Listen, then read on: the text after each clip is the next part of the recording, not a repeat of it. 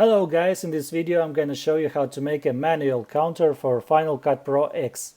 The plan is pretty simple. I will add a title and then separate it into the small parts, and in each part I will change the counter. I will show you how. Let's take a look what do we have. So we have some shots and we need to count them. To add a counter you have to go to the Titles tab and then add some title.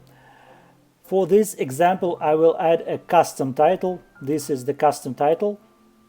I will drag it onto the timeline of the project and expand it to all the project. Then I will zoom in so I could precisely control the points. Now we need to customize this title so it would look great.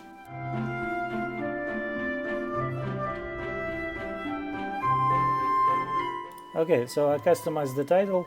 Maybe it's not a perfect design, but it's just an example. Now I need to make the numbers turn. So I will get the precise frame where shooting starts. I think this is it. Here is the frame where shooting starts. Then I choose Blade tool and separate the title into the parts. So I'm making this part, this one here, and this one, and also here. So in each of these parts we should increment the counter from 0 to 4. So I am changing to select again.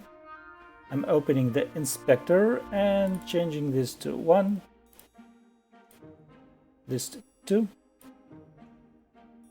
this to 3, and this part to 4. So let's take a look. What do we have? 1 shot, 2 shots, 3 shots, and 4 shots. It's that easy. Have a nice day.